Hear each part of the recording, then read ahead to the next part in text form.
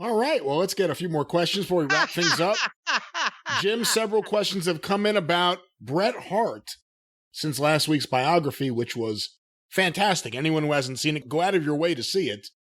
And say it. Go out of your way to say it and then see it. Jim, this question is from Stuart in Ontario to CornyDriveThru@gmail.com. Where would you put Bret Hart on the list of best wrestler that is the son of a promoter? Oh, okay. That's a different way of asking a question. God damn. Very high.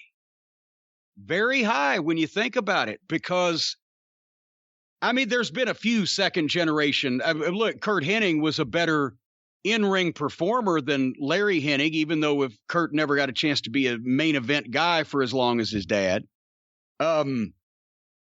Jeff Jarrett was a better worker than Jerry Jarrett, but Jerry's appeal to wrestling, or, you know, whatever was his mind, he was not a classic worker, but he got tons of sympathy because his psychology was matchless. Right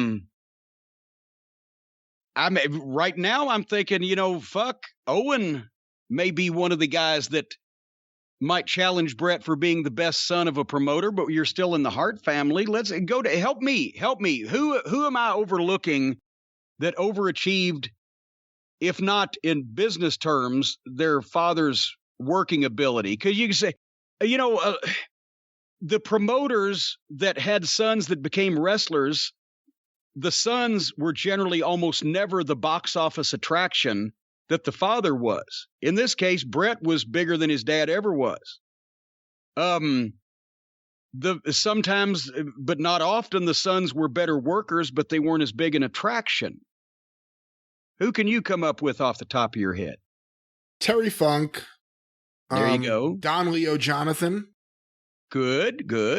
That's an early one, too. I mean, he was one of the first second generation guys, I guess, when you think about it. Yeah. Bob Orton Jr. Yeah. I don't know. Was Bob Orton Jr. probably the better in-ring guy than his dad, but was he a bigger star than Bob Orton Sr.? No. Right. Bob Orton Sr. was more of a main event guy in the previous era and for longer a period of time. Orton Jr. was a tremendous worker and obviously was a main event talent, but not to the level as a single or the longevity of his dad. I don't think you could put any of the Von Erichs above Fritz. No. I mean, once again, better performers in the ring, but not the draws. Again, different type of performer. Some people are also going to say, wait a minute, you're crazy. Kerry Von Erich drew 42,000 people to Texas Stadium. That was to see him win the world title in memory of his brother who had just died and made the front page of every paper, whereas Fritz drew 26,000 people to see him against Dory Funk Jr. for just a title match. So, and Fritz was for longer and more places and bigger, etc. And I'm a big Kerry fan. However, David drew that house. Yeah. As much as Kerry did. Yeah. We brought up Bob Orton Sr. and Jr. before. Obviously, Randy Orton. It's the third generation there. Jeff Jarrett was a good one. Randy has drawn more money than either his dad or even his granddad, but still, that spread of generations, it becomes a different time. Randy Orton has been on major shows that drew much more money, but that was part of the WWF package, whereas Bob Orton Sr. still for an equivalent long period of time, but in multiple areas around the world for multiple promoters, was a main event guy. So, but when you go grandfather to grandson, the whole economics and structure and everything of the business has changed so much you can't compare it. Because Randy would be I've only seen some film clips of Bob Orton Sr. By God, I don't have a time machine, and some things are even before my time. But Bob Orton Jr. was a tremendous in-ring performer. Randy, I don't think you can say is as good all around as Bob was, but was probably better than Bob Orton Sr. Now it sounds like we're doing the opening of the Guns of Will Sonnet, and that's for you TV fans in the audience. I mean, Randy Savage, Angelo Poffo, obviously Savage became a worldwide star. Yeah. That's true. Actually, Savage and Angelo may be a better example than Bret and Stu, because Stu was probably a bigger name than Angelo, wasn't he? I mean, not in Chicago, maybe, but in their places, respective local area. You're talking about, Stu in Calgary versus Angelo in Illinois. Yeah, I think. Well, so. yeah, and maybe even because Stu wrestled in a number of places before, in the 40s and 50s when they were both active together. Stu would have been a bigger name than Angelo. Angelo was active after Stu had already retired, and then, he went more places, blah, blah, blah. We could argue this all day. When you really look at the body of work over a career, who was the bigger star, Joe Blanchard or Tully Blanchard? Ooh, honestly, Joe Blanchard. That's what I was thinking, too.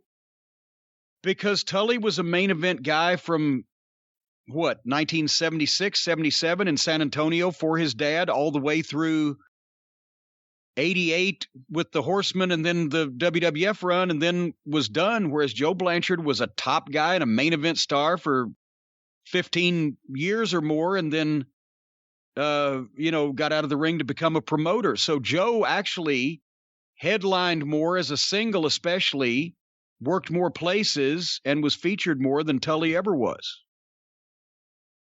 Yeah, and again, we're looking at the son of a promoter, not necessarily just a second. I mean, I named the Ortons before I went off target. I went to just second generation, third generation.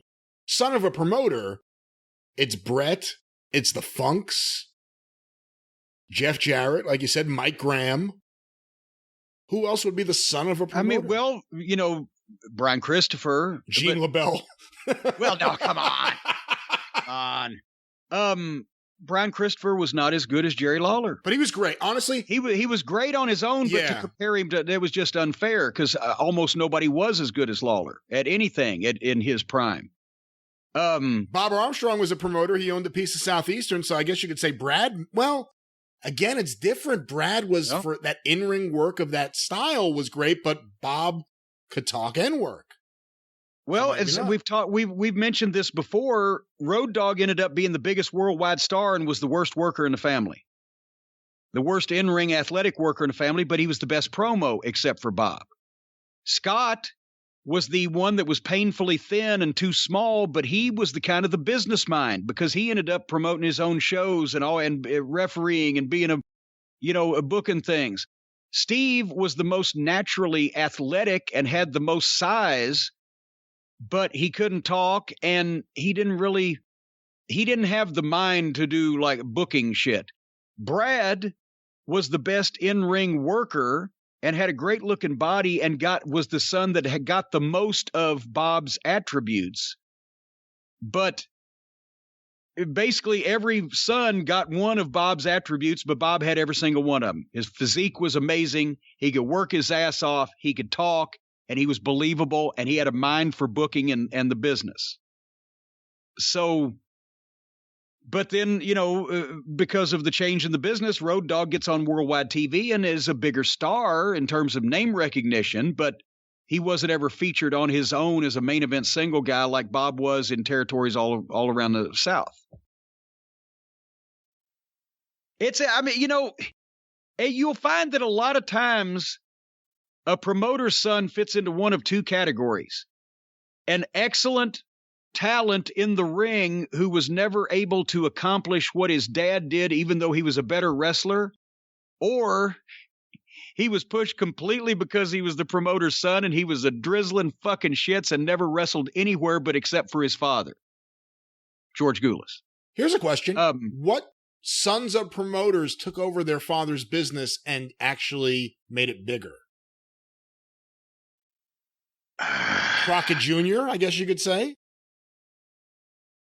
Well, but neither one were wrestlers, but yeah, Crockett Jr. actually did expand, even though his dad had it for 40 years and it was still doing great. And then Jimmy had it for 15 and brought it bigger than it ever was and then put it out of business. True. I'm trying to think of any other son who took over their father's business and didn't run it out of business. Other than Vince.